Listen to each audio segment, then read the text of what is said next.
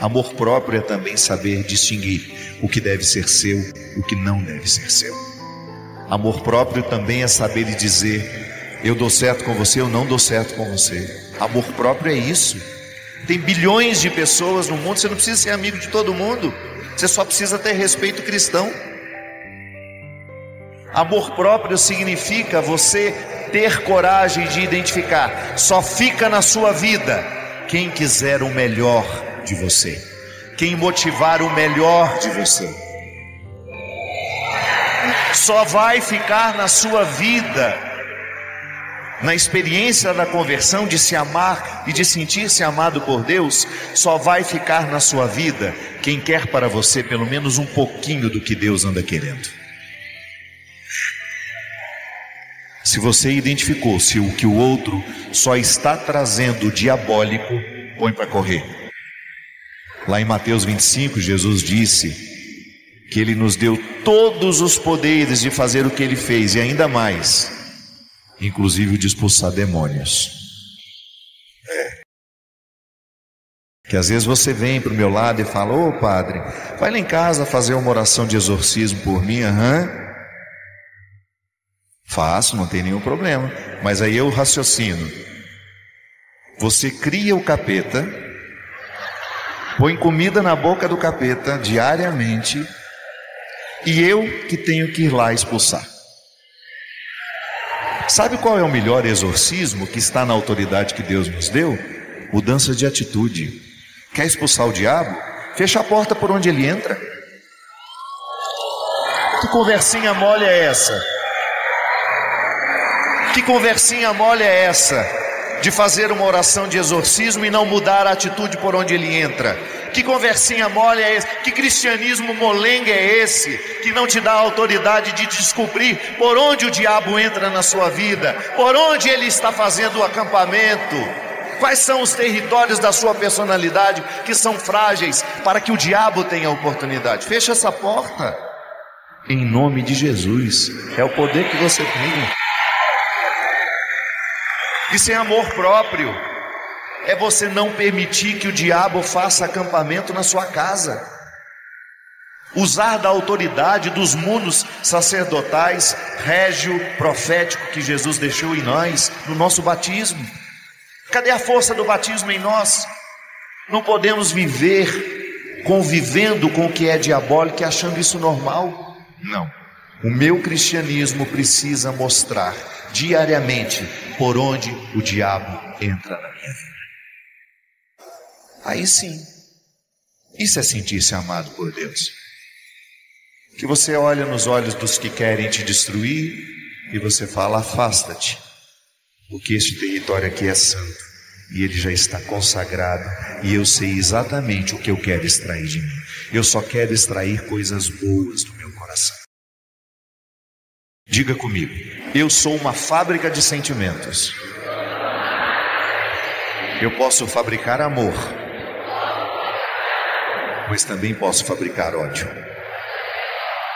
Uma coisa é certa: não posso fabricar os dois ao mesmo tempo. Ou eu amo, ou eu odeio. Simples. Tá bom. Agora é escolher se você será uma fábrica de amor neste mundo, ou se você escolherá ser uma fábrica de ódio neste mundo. Se você escolherá cultivar o demônio, ou se você escolherá exorcizar. Se você escolherá se amar porque Deus ama você, ou você vai continuar neste pessimismo crônico de achar que Deus não quer nada com você.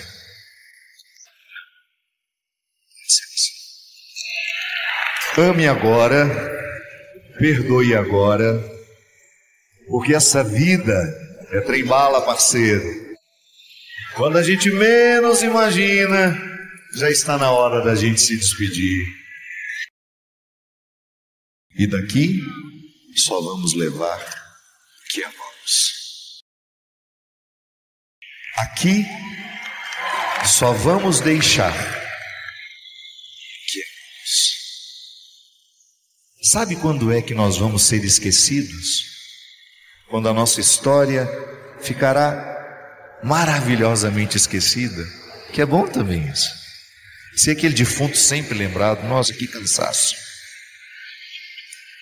Quando é que a gente cai, se dilui no esquecimento? Quando morrer a última pessoa que nos amou. Quando morrer a última pessoa que nos amou, nós entraremos no esquecimento.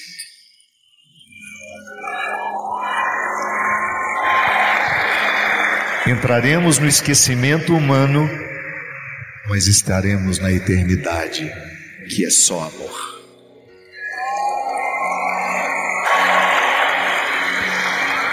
Por isso, não perca a oportunidade de ser com quem você ama. Não espere datas festivas para comemorar. Não retire aquela louça bonita que você tem só quando chega uma visita importante, não. Gaste tudo o que você tem, porque o amor é agora. Não economize absolutamente nada com aqueles que você ama. Dê todo o seu tempo, que é a maior riqueza que você pode oferecer a alguém. É o que você é. Um dia, o primeiro gesto de solidariedade que nós tivemos na vida foi a gente ser capaz de dividir o que a gente tinha. E é lindo já. Mas depois, a solidariedade exige uma evolução a mais. E você foi convidada a oferecer não o que você tinha, mas quem você é. Aí sim, nós estamos fazendo o gesto de solidariedade mais bonito que o ser humano é capaz, que é você ser com quem você ama.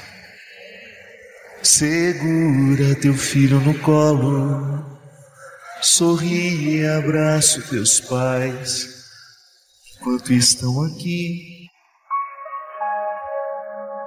Que a vida é trimala, parceiro, e a gente é só passageiro, prestes a partir.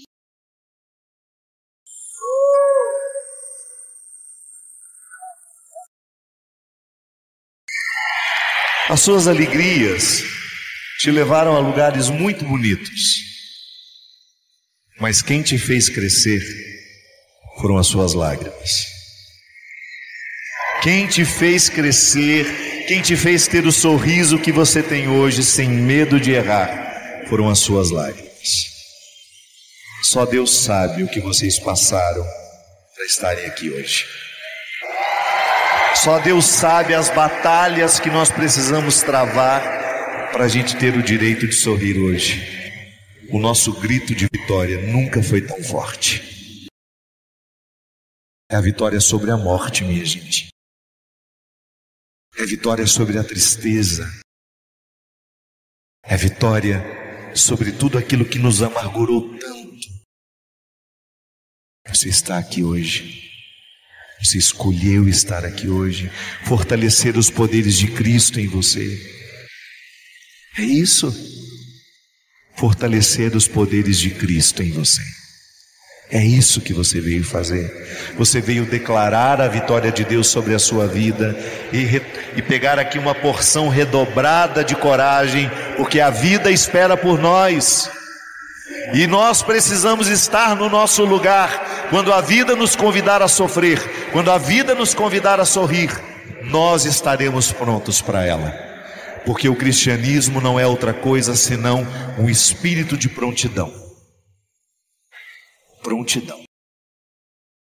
Quando eu precisei sepultar a minha mãe, eu vivi uma das cenas que certamente eu nunca mais na minha vida eu vou me esquecer. O carro que me levou até o cemitério parou um pouco adiante e bem na porta do cemitério estava parado o carro funerário onde estava minha mãe. E quando eu olhei para trás, minha gente, aquela porta aberta, eu vi a urna onde a minha mãe estava. eu não iria poder vê-la. Naquela época, nós estávamos proibidos dos ritos da despedida. E eu me lembro que eu estava sentado no carro e uma desolação tão grande tomou conta de mim, que era como se eu não tivesse força nas minhas pernas para sair daquele carro e andar na direção da minha mãe. E eu estava no carro com a Tânia e o Bob, que é o esposo dela, que tinha sepultado a mãe, acho que há 1 ano atrás. Ele segurou na minha mão e falou assim: meu irmão, é a hora mais difícil, mas você precisa viver. Eu juro para vocês que eu gostaria de fugir. Se eu pudesse fugir daquele momento, eu fugiria. Eu não queria estar naquele lugar. Mas naquela hora, a fala do Bob me fez me lembrar o que eu estou dizendo para vocês aqui hoje. Eu nunca vi a minha mãe, nas 2 oportunidades que ela teve de sepultar filhas, pedir um remédio para entorpecer a mente porque ela não estava dando conta.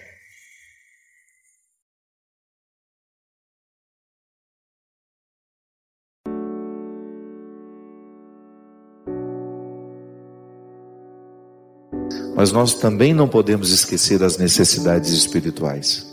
São as misérias humanas, são as pessoas que estão padecendo pela falta de harmonia pessoal. Aqui, antes de terminar o primeiro bloco, a gente falava da necessidade que nós temos de viver essa reconciliação diária. Sim, exercer a misericórdia é ajudar os que estão próximos a nós a viverem também essa reconciliação. A psicologia nos ensina que o inconsciente, embora não seja acessível a mim, eu tenho realidades inconscientes que foram registradas dentro de mim, na minha cabeça, no meu cérebro, nas minhas emoções, que eu não tenho como acessar.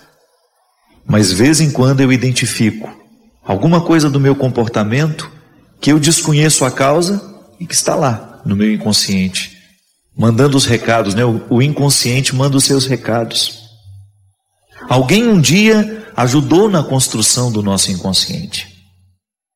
De maneira que muitos medos de hoje, a gente precisa compreendê-los à luz do passado. É por isso que a terapia, a boa terapia, é aquela que nos faz acessar as realidades inconscientes. E vamos jogando luz sobre esse inconsciente e vamos consertando aquilo, no dia de hoje, aquilo que estava estragado lá no passado. É assim que a gente se torna gente, com erros e acertos. São realidades que são favoráveis a nós e outras que não são tão favoráveis. Porque todos nós temos uma alma filosófica, mas às vezes a gente passa a vida inteira sem despertar essa alma filosófica. É interessante, gente, eu gosto, né, da filosofia e vivi durante muito tempo. Hoje tenho me dedicado bem menos, mas li muito filosofia.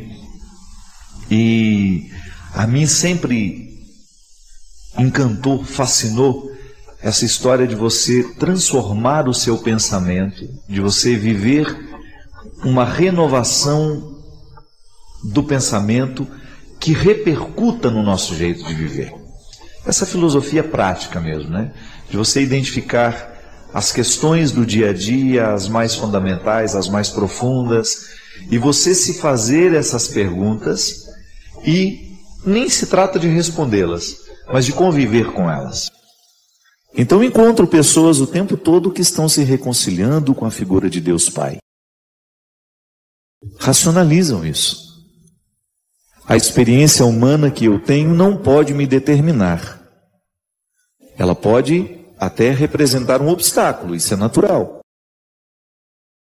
Aliás, ninguém nos prometeu que seria fácil.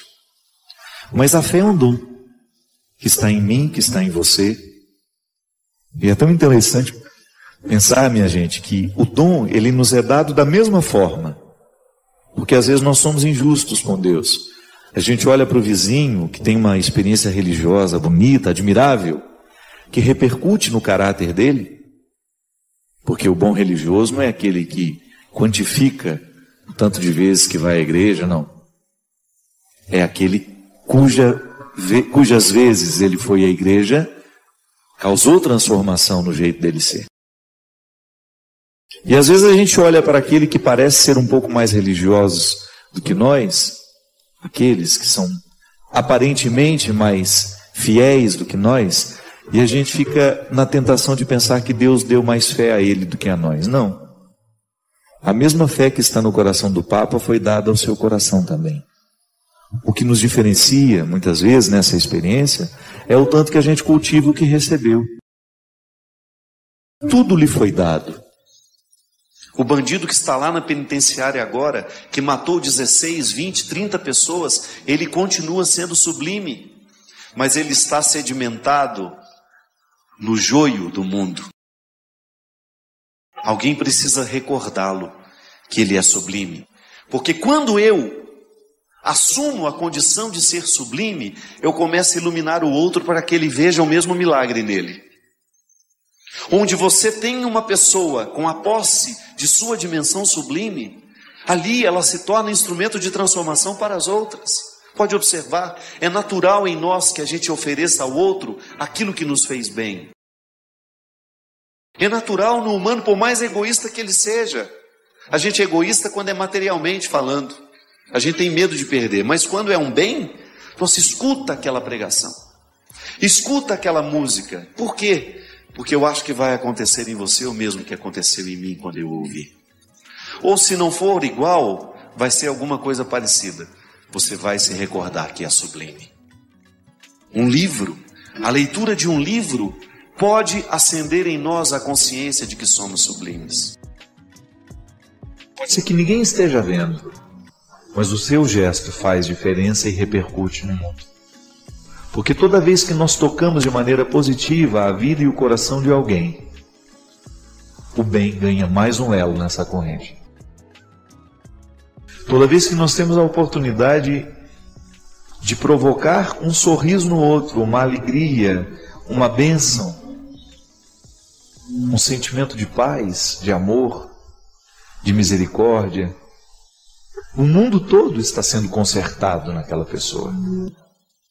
Sim, de vez em quando nós esbarramos em pessoas que nos recordam que somos sublimes. Não é que você deixa de ser porque alguém não te fala, é porque você se esquece mesmo. O mundo nos puxa demais, o joio tem uma força terrível sobre nós, ele causa um processo de encantamento ao contrário. Ele nos desencanta e ele não permite que a gente saia dele. As forças do mundo são cruéis quando o assunto é sedimentar as pessoas em suas misérias. E é por isso que dá tanto trabalho depois ir lá arrancar aquela pessoa que ficou sedimentada em suas misérias. Às vezes a sedimentação que é feita por um casamento infeliz, uma pessoa que assume uma vida com a outra sem ser amado, sem amar, aquele relacionamento infeliz sedimenta aquela pessoa naquele contexto de destruição, ela esquece que ela é sublime. Então a gente entende que Deus Pai é amor quando eu faço uma experiência positiva do meu Pai que é amor. E se eu não tive esse Pai amoroso na minha vida, eu faço uma transposição. Eu entendo a partir disso. Então eu racionalizo. É verdade, o Padre Fábio tem razão. Muitas vezes as minhas dificuldades com Deus não são com Deus, são com meu Pai. E como eu chamo de Deus de Pai, eu transfiro automaticamente as dificuldades que eu tenho com meu Pai para Deus. É uma terapia, né? Tomar consciência disso é terapêutico, porque te liberta. Jesus já dizia isso. Conhecereis a verdade e a verdade vos libertará. Eu quero falar com você, sozinho, sozinha, como se você estivesse comigo. Só nós dois aqui. E eu pudesse escutar de você. Quantas vezes você duvidou de você? Quantas vezes você se interpretou muito pior do que você é? Quantas vezes você trocou o que Deus sabe sobre você por aquilo que os outros acham? Quantas vezes você desconsiderou a sua luta, a sua batalha, porque você achou o resultado do outro melhor que o seu? Quantas vezes você foi injusto com você, porque você considerou o que você não tinha, esqueceu aquilo tudo que estava à sua disposição? Quantas vezes você desistiu? Quantas vezes você não ficou até o fim? Quantas vezes você cruzou a linha de chegada em último lugar e ninguém estava lá para lhe esperar? Quantas vezes você não foi festejado? Quantas vezes você não provocou alegria porque acabou de...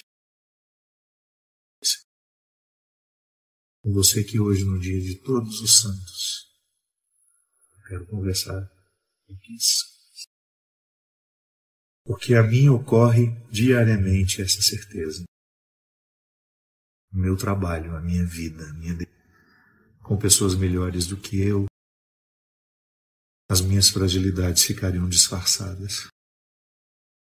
Com o tempo eu descobri que não. Eu não tenho que procurar disfarçar as minhas fragilidades. Eu só tenho que cuidar delas. E eu quero estar com quem queira a mesma coisa. Não quero as pessoas perfeitas, porque elas não existem. Eu quero as pessoas reais. E eu quero estar com elas, porque estando com elas eu me sinto mais verdadeiro. Por isso eu quero estar com você. E quero que você acredite da mesma forma como eu pude acreditar. Se o processo religioso lhe jogou fora, se em algum momento da sua vida uma autoridade religiosa, um discurso religioso colocou uma oposição entre você e Deus, ouse retirar esse obstáculo. A vida de santidade é para você, sim. E vida de santidade é cultivo diário, é luta constante, de nunca permitir que o pior prevaleça. Que os detalhes da sua personalidade, que não são muito iluminados, que não são bonitos, que eles aos poucos percam a força, que você lide melhor com você. Que você não se sinta excluído, que você não se sinta fora.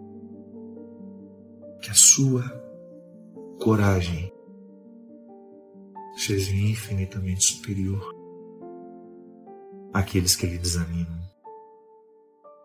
Bem-aventurados os puros de coração, porque só eles verão a Deus. Eu sou líder religioso e posso dizer que a pureza de coração não é um privilégio de religiosos. Pelo contrário, às vezes é o lugar onde a gente menos encontra pureza de coração dos meios religiosos. Portanto, não tenha medo. Não se sinta excluído. Sabe aquelas baladas chiques que a gente gostaria muito de ter um nome lá para a gente poder entrar? Pois é. Na lista do reino dos céus o seu nome está. Ninguém vai retirar. Na lista que nos dá acesso a Deus, o seu nome está inscrito definitivamente. E se alguém na portaria ousar dizer que você não foi convidado, não acredite. Não há nada que você tenha feito ou que você possa fazer que modifique a decisão de Deus de estar em você, de florescer em você, por você, através de você. Não há nada, absolutamente nada, que modifique essa decisão. É com você que eu quis falar. Você que tem dificuldade de acreditar que Deus ama você. Por aquilo que você fez. Ou por aquilo que você deixou de fazer. Eu tenho certeza. E a minha fé me faz pensar isso o tempo todo. Que a Adélia Prado tem razão. Quando num poema em que ela tenta fazer uma descrição de Deus, ela diz que Deus tem a pele vincada. de tanto sorrir para ela. É assim.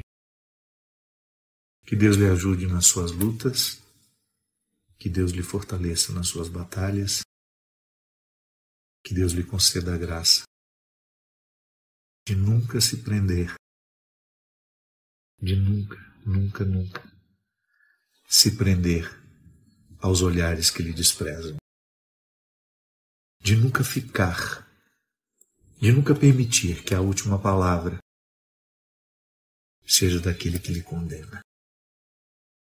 Que você desafie a ouvir a voz que lá no íntimo, que quando não está sob os obstáculos dos que gritam ao nosso redor, nos garante, nos dá a certeza de que o nosso lugar na lista continua.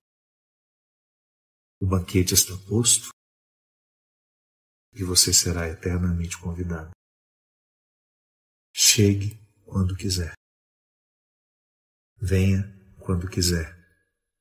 É Deus a lhe dizer que hoje a santidade é sua.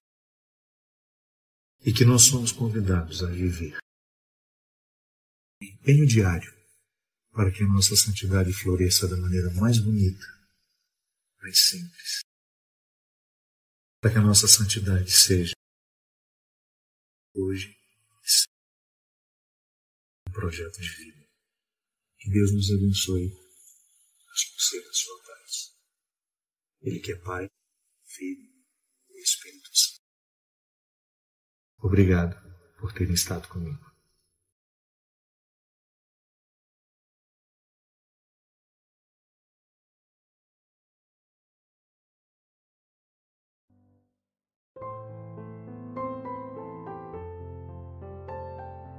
A árvore e os frutos, o coração e as palavras, que está no Evangelho de Mateus. Ou a árvore é boa e o fruto bom, ou a árvore é má e o fruto mau. E portanto, pelo fruto que se conhece a árvore. Víboras que sois, como podeis falar coisas boas sendo maus? A boca fala daquilo de que o coração está cheio. Como é bom fazer coisas boas, sair de seu tesouro que é bom. Quem é bom faz isso acontecer, mas quem é mau faz sair coisas más de seu tesouro que também é mau. Olha que interessante isso. Como é que nós vamos acumulando este tesouro que pode ser bom ou pode ser mau?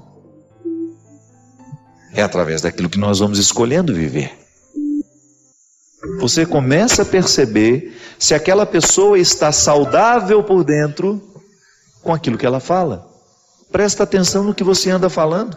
Presta atenção nos assuntos que lhe agradam e você vai ter condições de perceber a maturidade da sua vida espiritual ou a saúde da sua vida espiritual.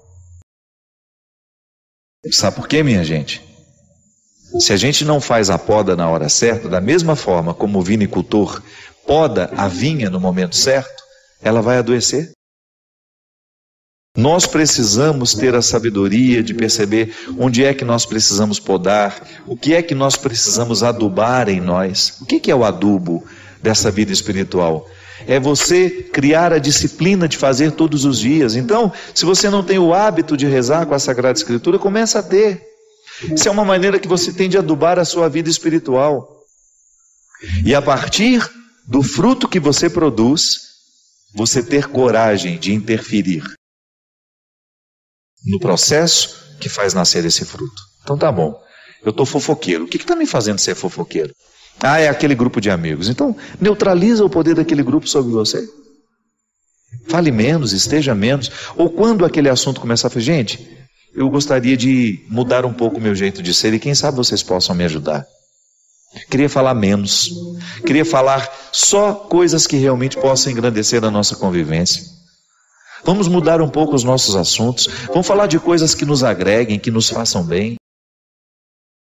Ali, você está interferindo de maneira direta na produção dos seus frutos. Isso é uma responsabilidade, minha gente, que nós não podemos abrir mão. Isso é determinante. para que o nosso cristianismo seja frutuoso ou não. Eu acho que Deus fica tão feliz, né? Quando Ele percebe que nós estamos cuidando das pequenas coisas, que nós estamos honrando a nossa parceria com Ele, que nós não estamos sendo relapsos com a nossa saúde, da mesma maneira como um pai fica feliz vendo o filho se cuidando.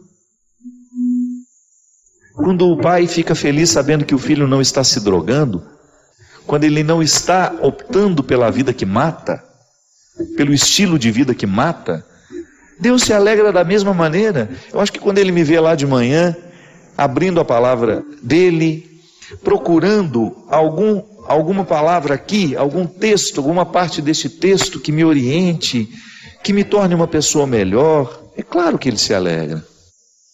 E Ele multiplica as graças pequenas, as minudências do cotidiano, que vão sendo ampliadas à medida em que eu sou fiel no pouco. Não podemos abrir mão da oportunidade de melhorar a produção das nossas palavras, a produção das nossas atitudes, a produção dos nossos pensamentos, porque o tempo todo eu estou pensando, o tempo todo eu estou falando, e isso precisa ter qualidade. A gente precisa prestar atenção na qualidade do que a gente pensa. A gente precisa prestar atenção na qualidade da nossa palavra. Será que a minha palavra está engrandecendo alguém? A gente precisa prestar atenção na palavra que a gente escreve. Porque tudo isso é fruto. E tudo isso nos expõe. Tudo isso é testemunho ou contra-testemunho do nosso cristianismo. Deus é o nosso parceiro nessa história. Quanto mais a gente for fiel àquilo que Ele nos oferece, muito mais Ele vai nos oferecer para que a gente continue trilhando esse bonito caminho da maturidade espiritual. Por isso que Ele disse que pelo fruto se conhece a árvore. Se o fruto não está bom, a doença não é só do fruto, é de quem está produzindo aquele fruto. Como é que nós sabemos que uma árvore está doente? Quando você percebe que os frutos dela não estão sendo satisfatórios, não estão sendo saborosos, não é assim? Veja bem, o vinicultor é aquele agricultor responsável por administrar a saúde da vinha. Então, se as uvas estão bonitas, o vinicultor será sempre o responsável pela beleza das uvas. Aqui, Jesus está dizendo que a pessoa que é má, na sua natureza, sabe quando a pessoa vai ficando má, ruim? Quando ela vai fazendo parcerias com as coisas ruins da vida. Porque nós não nascemos maus. A própria filosofia já dizia isso. O homem é bom, o homem nasce bom, o meio é que o corrompe. O meio é que o estraga. O que é o meio? São as influências que eu tenho, são os amigos que eu levo para minha casa, são as pessoas que eu permito que tenham influência sobre mim. Esse é o meu meio. E é este meio que pode me estragar, ou é este meio que pode me salvar. Então, se eu estou fazendo escolhas ruins, é bem provável que eu esteja tendo um tesouro mau. Então fica muito difícil eu, tendo um tesouro mau, querer oferecer coisas boas aos outros. É por isso que Deus não trabalha na mentira. É por isso que Deus não pode agir num coração mentiroso. Porque se falta a honestidade, como é que Ele vai agir em nós? Se eu não reconheço que os meus frutos estão ruins, como é que Ele vai agir em mim? O primeiro passo é eu ter a humildade de perceber e de reconhecer que o meu jeito de viver não está produzindo coisas boas. Que as minhas palavras não estão edificando, que as minhas palavras não estão engrandecendo a vida do outro, né? Que a minha palavra não tem sido conselheira, que a minha palavra tem sido diabólica, porque corta no meio, minha palavra é fofoqueira, a minha palavra é de maledicência. Toda vez que eu abro a boca é para falar mal de alguém, toda vez que eu abro um assunto é para falar mal da vida de uma pessoa. Isso é fruto. O vinicultor é o especializado, é o agricultor especializado em perceber a aparência da vinha e saber se ela está doente ou se ela está saudável. Minha gente, a mesma coisa é com a gente, em se tratando de vida espiritual. Mas quem nos observa para dizer se nós estamos doentes ou não? Quem é que percebe se os nossos frutos estão de acordo com aquilo que a gente pode produzir ou não? Somos nós mesmos. Nós somos os vinicultores da nossa vida espiritual. Nós somos os primeiros responsáveis pela maturidade espiritual que temos ou pela imaturidade espiritual que temos. Os outros que estão ao nosso redor podem nos ajudar, mas é a honestidade diária que nos faz prestar atenção nos frutos que nós estamos produzindo, que vai nos dar condições de agir diretamente no nosso jeito de ser, para a gente modificar essa produção. Minha gente, é impressionante como Deus faz grandes milagres em nós, quando nós oferecemos a Ele pequenas atitudes. Pequenas atitudes geram grandes milagres.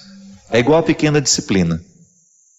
Se eu preciso emagrecer, eu tenho que estabelecer todos os dias uma pequena disciplina para mim, que não muda a minha vida. Meu médico, um grande amigo que até faleceu, ele me dizia sempre: não é a dieta de um dia que nos emagrece e não é o exagero de um dia que nos engorda. É a falta de disciplina. É isso que retira a saúde do nosso corpo. É isso que faz a gente acumular as gorduras desnecessárias e nocivas para o nosso organismo. Quando eu não tenho a disciplina de olhar para o meu dia e de proporcionar esse grande milagre que é a minha saúde através de uma atitude, eu não posso acreditar em milagre. Eu só tenho o direito de acreditar no milagre que eu ajudo a contribuir. Se sou fiel no pouco, Ele me confiará muito mais. Essa regra é para mim, essa regra é para você, essa regra é para o Diego. Essa regra é para todos nós que queremos ser gente. Essa regra é para todos nós que estamos um pouco preocupados com a qualidade da nossa vida cristã. Porque, é claro, que se você for pegar os cristãos que estão esparramados pelo mundo, pode ser que metade não esteja nem aí para as suas atitudes. Não esteja nem um pouco comprometida. Essa metade não está nem um pouco comprometida com as exigências do cristianismo. Vive como se Deus não existisse. Tem apenas uma religião de preceito. Mas não é o nosso caso. Se nós queremos crescer, se nós queremos que o nosso cristianismo seja frutuoso, nós temos que ter muita honestidade na observância desses frutos. E a poda é o quê? Começa a tirar da sua vida aquilo que você sabe que te prejudica espiritualmente. Aquele programa de televisão que ao invés de fazer bem te faz mal. Aquela leitura que ao invés de fazer bem te faz mal. Aquela rede social que às vezes, ao invés de provocar coisas boas em nós, só provoca coisas ruins. Ter a coragem de dar uma tesourada, sabe? Em todas as realidades que não estão favoráveis ao nosso crescimento, para que o nosso fruto seja saudável. Então Deus quer que a gente seja feliz, mas Ele não virá ser feliz por nós. Ele não vai mexer nas peças do quebra-cabeça da nossa vida. Ele vai apenas nos motivar a mexer nas peças. Porque senão, minha gente, Ele faria tudo por nós, e não é assim. Uma educação madura não permite que o outro faça tudo por nós. É como você educar seu filho. Aos poucos você vai criando no seu filho condições de fazer sozinho aquilo que ele antes dependia tanto de você. E às vezes a gente erra muito quando a gente não ensina o outro a fazer o que ele precisa aprender. Aí a gente fica fazendo eternamente para ele, com aquela ilusão de que nós seremos eternos na vida dele. E se um dia a gente se ausenta? Como é que o outro fica se ele não passou pelo aprendizado? Claro, eu não estou retirando o direito de Deus agir de maneira miraculosa em nós. Ele pode agir. Pode ser que eu não tenha feito nenhum esforço e a graça foi derramada sobre mim. Ele age como e quando quiser. Eu estou falando é que na regra da vida, Deus não dispensa o esforço humano. O milagre grandioso, nossa meu Deus, aquilo é a exceção. E eu não tenho o direito de ficar esperando a exceção. Eu tenho que fazer o meu esforço diário para que esse milagre que passa pelas minhas atitudes seja possível. Deus é infinitamente superior a mim, Deus é infinitamente maior, mais capacitado em tudo o que na vida eu posso considerar humano, mas Ele não despreza a minha atitude, Ele não despreza o meu esforço. Então Ele se antecipa com sua graça em me dar condições de amar alguém. Mas aquele amor humano do dia a dia, sou eu que vou fazer o esforço para viver. Não é um milagre que não tem a minha participação. Então, o amor maduro nos ensina a cuidar do outro, mas ensinar ao outro a sobrevivência. E isso é ação humana. Deus me motiva a reconhecer, Deus me dá condições de reconhecer os meus erros, como se uma luz fosse acesa sobre a minha consciência, capaz de me fazer compreender a vida equivocada que eu levo, os relacionamentos equivocados que eu estabeleço, as atitudes grosseiras que eu posso ter com alguém. Mas aí, depois de me iluminar através da sua graça e até me dar o dom do arrependimento, sou eu que tenho que ir lá andar aquela pequena distância que me separa do meu irmão, bater na porta e pedir perdão. Se alguma coisa não ficou bonita na história, é sempre uma oportunidade de bater na porta e pedir perdão. Então a teologia nos ensina que nós nunca perdemos essa graça de sermos filhos, mas por causa da vida que a gente leva, por causa das escolhas que a gente vai fazendo, a gente pode viver como se a gente não fosse filho. Não é que Deus nos deserdou, é que a gente resolveu gastar a herança de outra forma, de maneira errada. Tantas vezes eu gasto essa herança de ser filho de Deus de maneira equivocada. Tantas vezes nas minhas escolhas eu não manifesto ser herdeiro do céu. Por quê? Porque vivo tão preso àquilo que é mesquinho, tão preso àquilo que é miserável, que essa herança divina que está em mim fica ofuscada. Olha como é interessante isso. Como é que a gente é fiel a Deus nas pequenas coisas? Se hoje Deus acendeu no meu coração uma luz para me incomodar com alguma coisa, digamos que hoje eu tenha identificado que eu estou tratando mal a Teca, que é a pessoa que cuida de mim.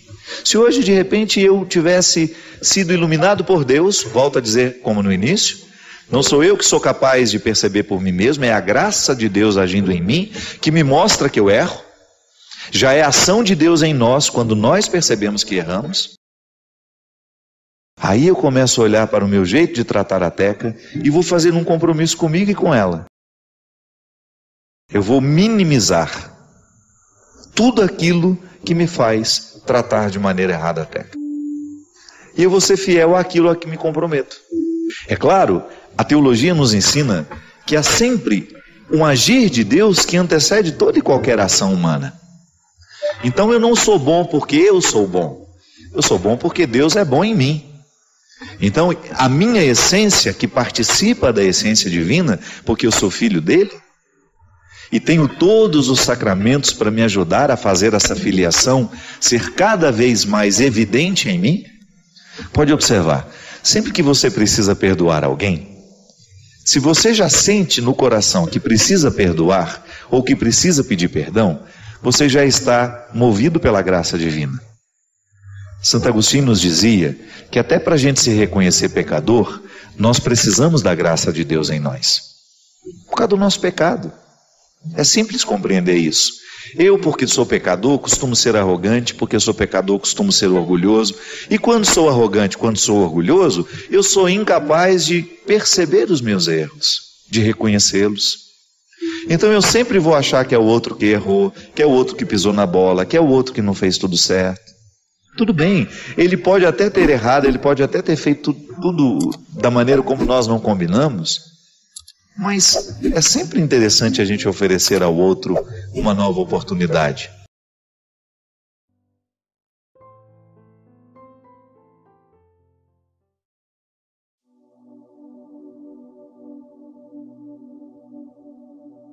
Muitas vezes nós temos a ilusão de que amar uma pessoa é você agradá-la o tempo todo. Não. Na verdade, a gente só firma no amor que a gente sente a partir do momento que a gente tem o poder de desagradar também, né? Que você já tem a segurança de desagradar. Engraçado, pode observar, pessoas muito carentes têm uma dificuldade imensa de desagradar, porque ela quer manter o outro sempre gostando dela. E manter o outro gostando da gente não é garantia de nada, né? Não garante absolutamente nada. Às vezes a gente encontra pessoas que precisam justamente se encorajar, se energizar, digamos assim, né? Para poder dizer não às pessoas, justamente para elas começarem a viver com qualidade. Que a carência nos faz reféns de nós mesmos. Eu tenho medo do outro não me aceitar, então eu vivo para agradar.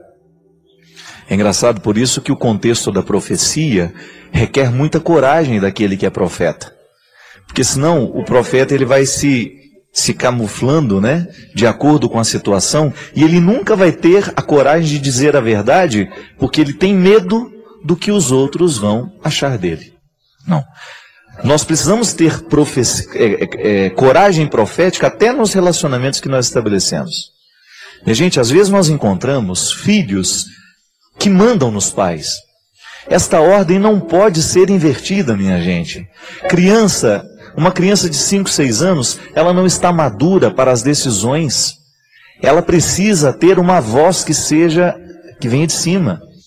É interessante que na ética a gente tem 2 modelos de ética, né? A ética da autonomia e a ética da heteronomia. O que é a ética da autonomia? É quando eu comando as minhas regras. Eu já tenho domínio sobre os meus valores, eu já tenho uma autonomia para decidir.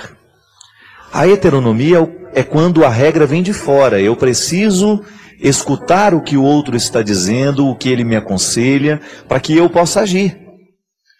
A gente precisa se equilibrar também nas duas. Eu não posso ter a minha ética pessoal e viver a partir dela somente, como eu também não posso viver somente do que os outros me mandam fazer. A maturidade consiste em nós vivermos o equilíbrio dessas duas éticas. Eu tenho autonomia, mas também tenho espaço para a heteronomia. Isso é, eu escuto o que o outro também tem a me dizer. Eu sou capaz de respeitar a regra do outro também. É uma regra que vem de fora, que para mim tem valor também. Veja bem que a educação ela passa o tempo todo. Uma criança de 5, 6 anos, ela ainda não tem autonomia para decidir muita coisa. Ela já tem, é claro, ela se exerce em pequenas autonomias. Ela escolhe o brinquedo que ela quer brincar, ela escolhe isso. Coisas que você sabe que o seu filho precisa saber escolher, deixe que ele escolha. É até bonitinho, né? Ver a criança tomando gosto pelas cores. Eu me lembro que era uma tristeza lá em casa. O meu pai mandava cortar o cabelo de todo mundo igual. E era uma tristeza que tinha um corte chamado meia cabeleira. Já ouviu falar nisso? Era uma das coisas mais feias que podia existir na vida, né? Que era tudo suruca aqui, ó. E aí ficava só aquele topete, assim. Meia cabeleira. Parecia o corte do exército, né? E eu já era meio assim, enjoadinho desde pequenininho, né? Quando via o meu cabelo dos meus irmãos daquele jeito, eu já me ficava ameaçado. E eu consegui convencer o meu pai a deixar o meu cabelo do jeito que era. Eu até tenho umas fotos assim, eu tinha um cabelinho de cuia. Horroroso também, mas eu gostava, né? Parecia que tinha colocado uma cuia na minha cabeça e feito aquele negócio assim. É igual o cabelo do Maurinho, filho do Eros. Belezinha, um capacetezinho assim. Maurinho é lindo. E eu me recordo que naquele, igualzinho do China, do meu antigo diretor aqui, tá lá em Portugal. Quando eu fiz essa experiência de convencer o meu pai a deixar o meu cabelo como eu queria, eu me recordo que eu me senti, né, valorizado. Pode ter certeza que naquele momento o meu processo de autonomia começou a se fortalecer dentro de mim. Diferente de uma criança que é mandada o tempo todo. Há crianças que não têm o direito de escolher a cor que gosta. Também eu me lembro que tinha sobretudo os gêmeos, né? É uma coisa mais triste que tem, aqueles gêmeos vestidos iguais, né? A gente saía, tinha uns amiguinhos gêmeos, aquilo despersonaliza, né? Porque fica tudo igual, né? E é uma das coisas que pode ofender dois irmãos gêmeos, é isso, né? Nossa, você tá tudo igual, né? Não somos iguais. Ah, mas gente, são pessoas diferentes. Mas a gente tinha mania de vestir tudo igualzinho, aquela coisa. Pode observar que depois, quando vai entrando no processo da autonomia, a própria criança rejeita, não quer mais a roupa que a mãe escolhe. Claro, tudo isso tem limite, mas é bom você perceber que a criança vai se exercitando e crescendo nessas vontades. Agora, pelo amor de Deus, Quando você percebe que o seu filho está querendo escolher o que ele ainda não está preparado para escolher, e você permite, você está permitindo uma agressão moral nessa criança.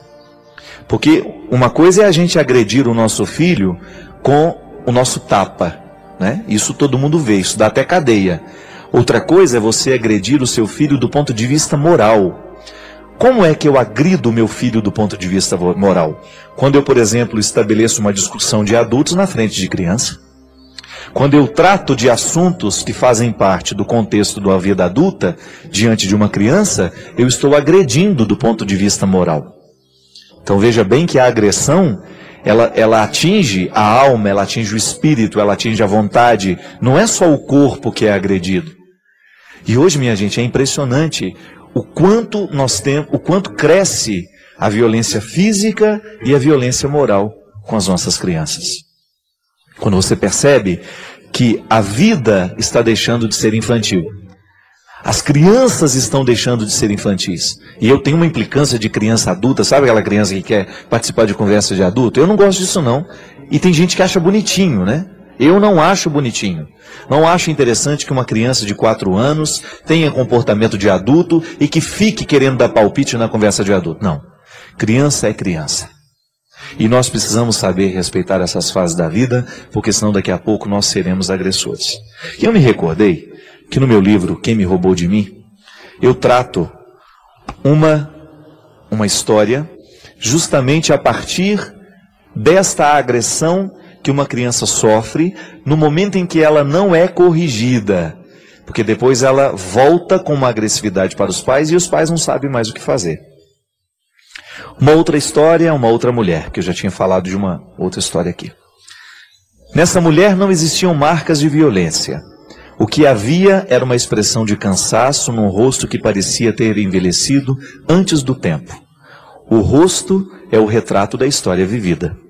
Nela o sofrimento não nasceu de agressões de um marido que não soube amar, mas de um filho que aos 9 anos de idade assumiu o comando da casa. Um filho sem limites, agressivo e totalmente arredio a qualquer forma de regra. Contou-me que o casamento havia terminado poucos meses antes. O marido, incapacitado de transformar a relação que ela estabeleceu com o filho, resolveu ir embora definitivamente. Deixou de ser marido, mas deixou também de ser pai. Ela disse que não fez muito esforço para que o marido ficasse. Ela alimentava a ilusão de que com sua ausência, o filho pudesse se tornar mais dócil, mas isso não aconteceu. Contou-me também que o marido não teve muita influência na educação do menino. O trabalho lhe retirava rotineiramente da vida familiar e nas poucas vezes que tentava alguma forma de repreensão, a mãe o desautorizava severamente. Envergonhada, ela confessou-me que por 2 vezes o menino a agrediu fisicamente. Na primeira ocasião, a reação agressiva foi pelo simples fato de ela ter passado pela sala sem perceber ter levado com o pé o cabo do videogame. Ele arremessou-lhe uma tesoura e machucou-lhe a perna. A segunda agressão resultou de uma pergunta corriqueira, coisa de quem ama. A mãe perguntara se o filho já havia tomado café. A envelhecida mulher salientou um detalhe interessante. Confessou-me que mais doído que receber uma agressão física do próprio filho era ouvi-lo dizer que ele desejava matá-la. Depois disso, ela percebeu que precisava de ajuda. Recorreu a uma psicóloga, mas o menino se recusou a entrar no consultório. A psicóloga a alertava para a necessidade de retomar a autoridade sobre a criança, mas ela não soube nem tentar. A vida não estava fácil. Estava sendo refém do seu amor. Reconheceu que errou por amar de um jeito errado. Não, ela não queria errar. Queria apenas livrar o seu menino da infância triste que ela vivera ao lado de um pai agressor. No ímpeto de fazer-lhe bem, acabou por alimentar no filho uma personalidade sem controle e monstruosa. Admitiu temê-lo. Reconheceu que escolhe as palavras para falar com ele porque tem medo da sua reação. A relação está invertida. O filho assumiu o controle da mãe. Ele tem acesso ao seu medo, sabe que é soberano porque reconhece a fragilidade da mulher que não quer errar. Não querer errar é uma fragilidade terrível. O medo do erro nos neutraliza as forças e não nos permite ir além do nosso pequeno mundo. Você já deve ter visto muitas histórias assim. Crianças que têm, parece um reizinho dentro de casa, né? Ele manda, ele desmanda, ele agride. Eu acho interessante, vocês já viram aquele programa da Super Nani, né? A Super Nani é durona, né? Ela não dá moleza, não. E uma das coisas que eu acho mais interessante na pedagogia dela é que toda vez que a criança faz alguma coisa errada, ela tem que ir para um cantinho da casa, não é? Um banquinho, onde ela vai sentar e pensar no que fez. Isso é muito interessante. Veja bem que não tem grito, não tem escândalo, mas a criança é levada a pensar sobre a sua atitude. Só que agora, minha gente, se eu pudesse entrar dentro da casa dos outros e dar palpite, eu não vou fazer isso, né? Já chega os problemas que eu tenho. Eu ia colocar o pai de castigo. Porque às vezes o erro vem muito, é do pai também. Vão sentar aí no banquinho vocês dois aí e vão pensar na atitude que vocês estão tendo com essas crianças. Então, já que a gente pode no programa de direção espiritual, quem sabe eu vou sentar você no banquinho agora. Você está aí ouvindo, eu acho que o padre tem razão, eu estou errando na educação do meu filho. Pensa sobre tudo aquilo que você está permitindo que o seu filho faça. Minha gente, a melhor forma de nós resolvermos os conflitos é a gente estabelecer diálogo. É a gente explicar o porquê dos nãos. Não é só dizer não. Você diz o não e dá o motivo do não. Não é não pelo não. Há uma razão, há um motivo fundamentando a restrição. Nós não podemos pensar que um ser humano vai dar certo somente a partir de permissões. Você sabe muito bem que esta educação permissiva, ela não permite o amadurecimento das pessoas. A única coisa que ela permite é o sossego, né? Porque aí você dorme e está deixando tudo mesmo, você fica tranquila e as coisas vão acontecendo e você está fora da responsabilidade. Não é para ser assim. Definitivamente, ninguém lhe obrigou a colocar um filho no mundo e a partir do momento que você o colocou, é responsabilidade sua comandar o processo. Comandar este processo é o absolutamente necessário para que você tenha condições de pelo menos deitar a sua cabeça no travesseiro e dormir tranquilo. Porque é esse comando que você precisa fazer, é esta rédea que você precisa ter na mão que vai lhe dar tranquilidade. E diga sim, e diga não. Equilibre-se o tempo todo nessas duas possibilidades. Porque a educação dos nossos filhos, dos nossos colégios também é a mesma coisa. Dentro dos nossos colégios, dentro dos nossos ambientes de trabalho, somente no momento em que nós equilibramos o sim e o não.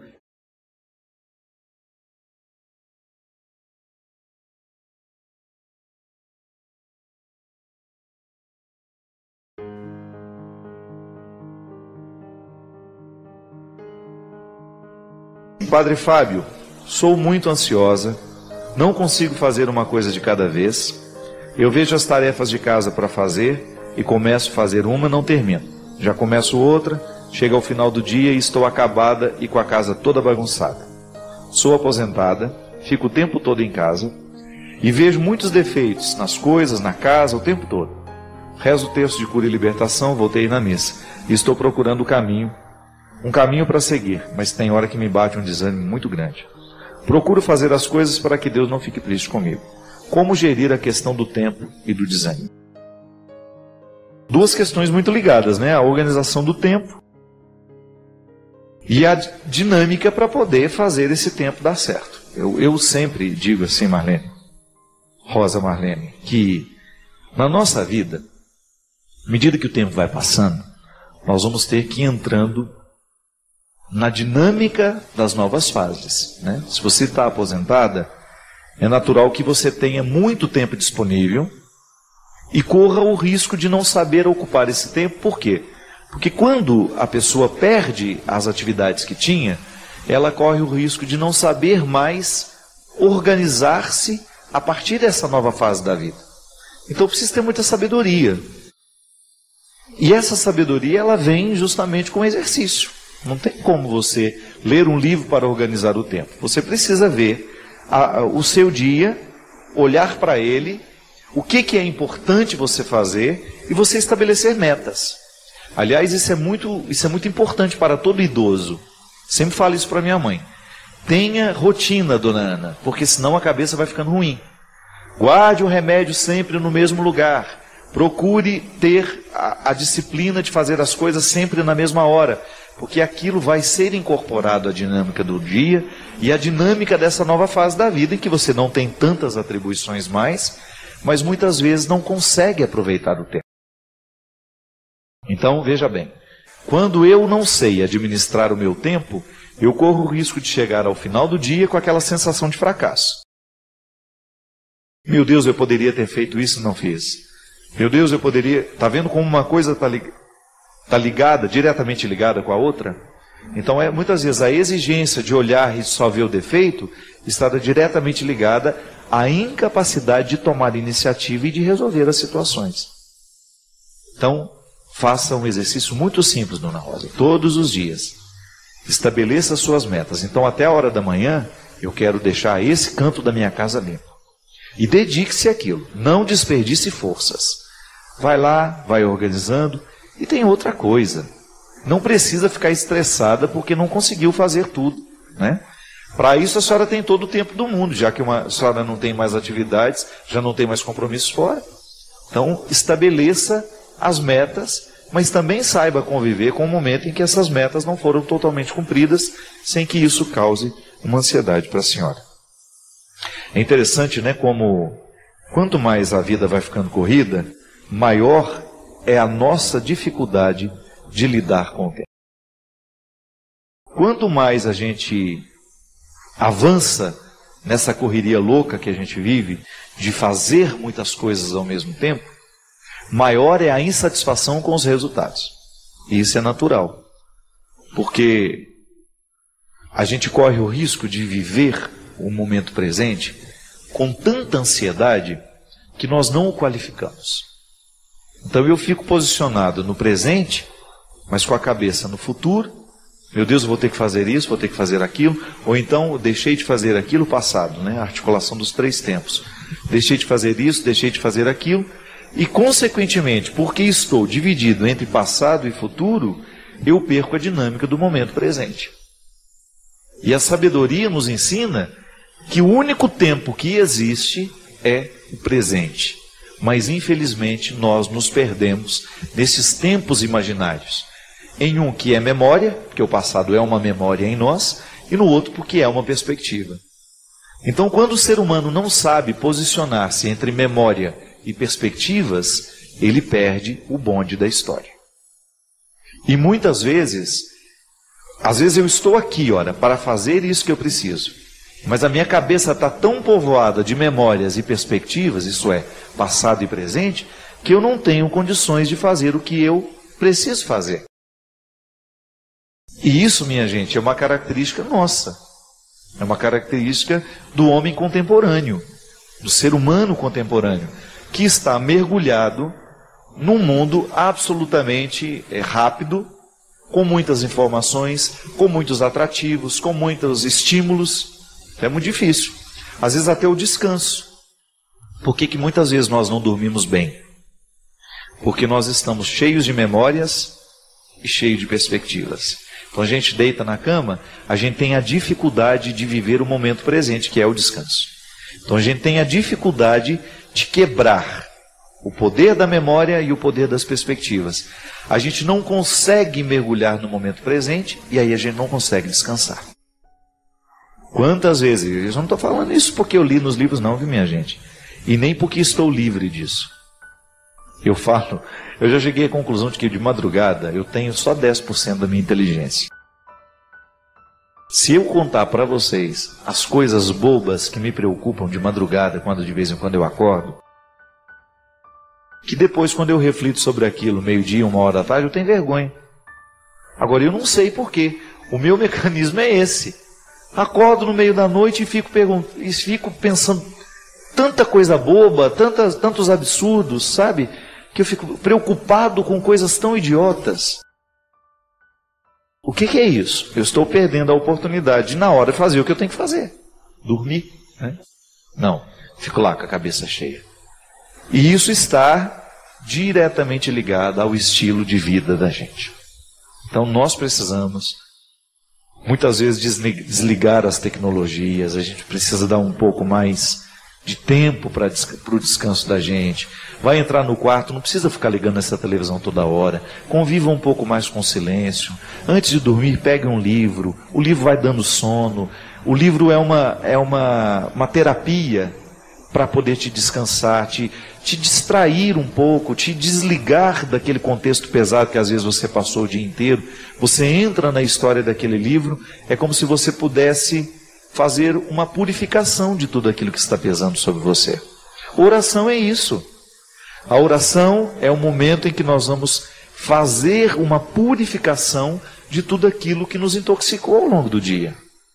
Eu não posso dormir com as toxinas do dia, com as palavras que me feriram, com as coisas ruins que eu ouvi, com tudo aquilo que foi aborrecimento, que não é pouco.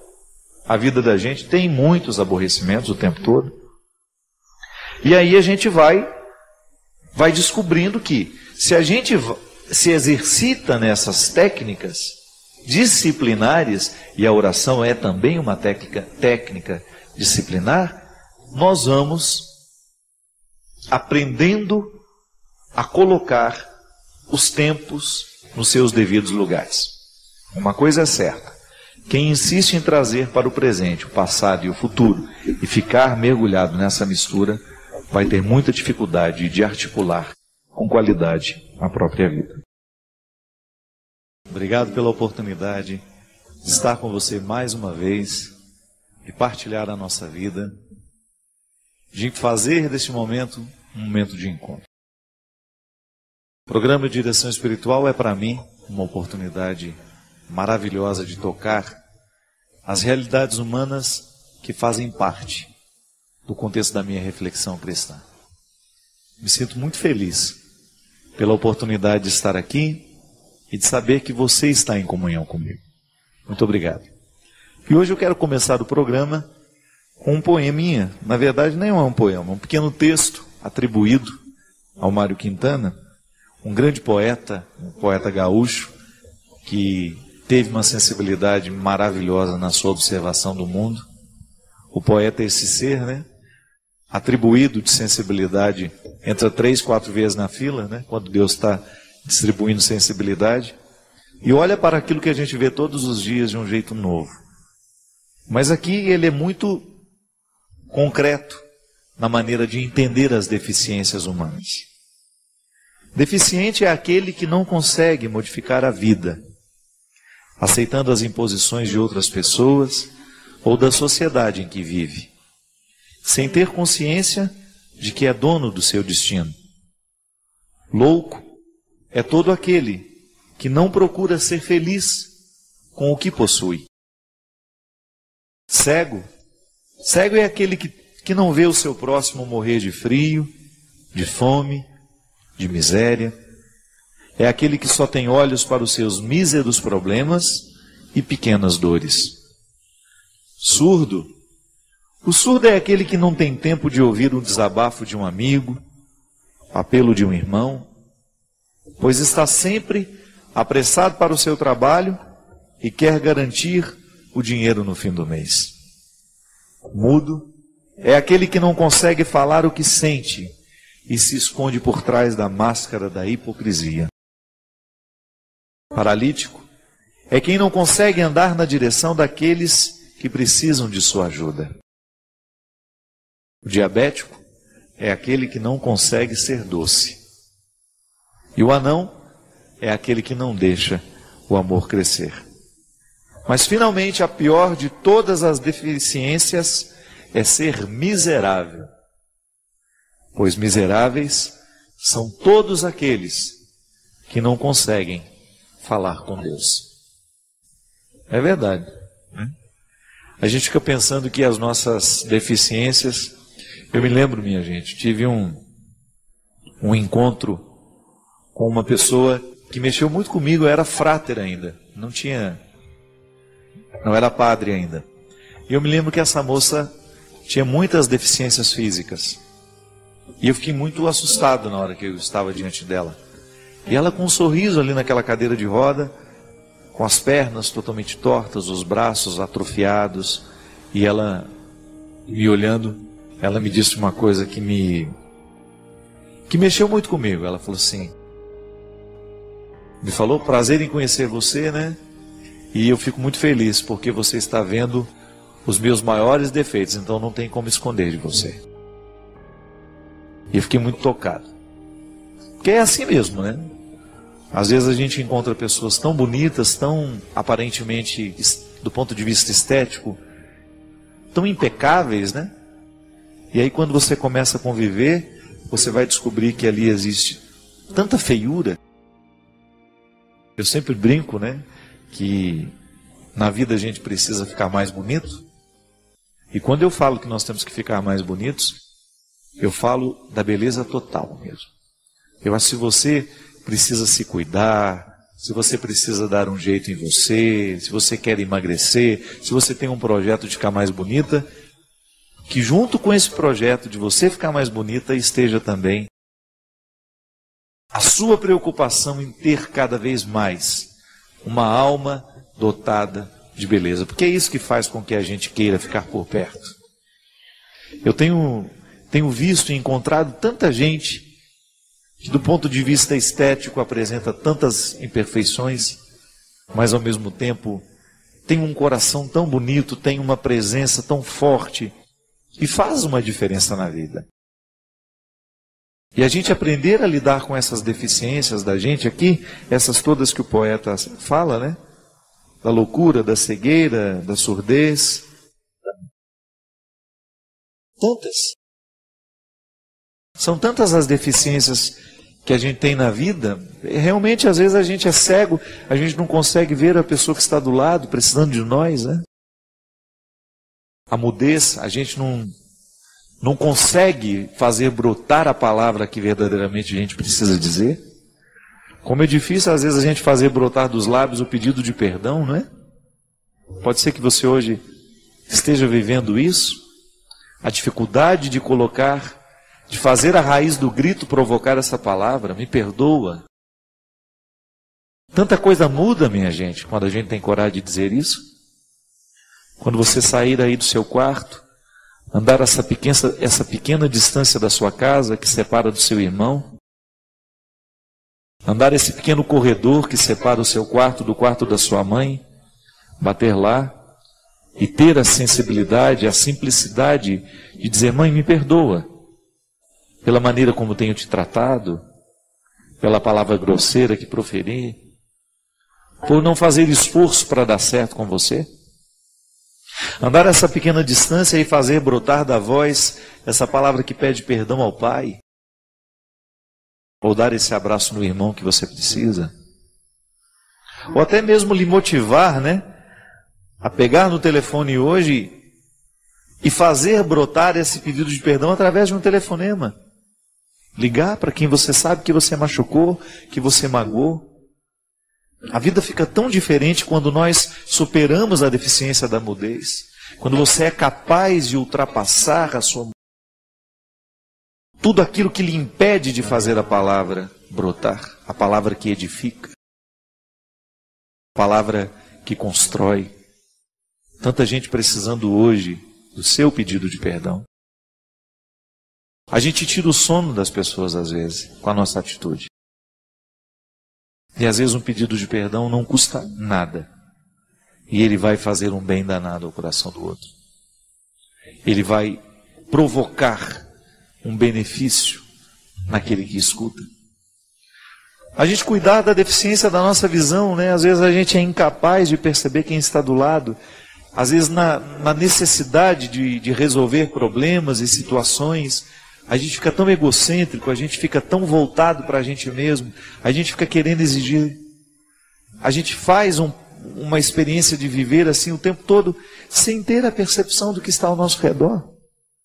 E quando a gente não percebe o que está ao nosso redor, a gente corre o risco de perder as prioridades, de ficar perdendo o nosso tempo com aquilo que definitivamente não é prioridade.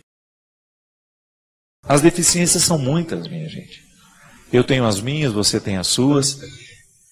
E se a gente não olha para elas com responsabilidade, a gente corre o risco de se transformar nelas.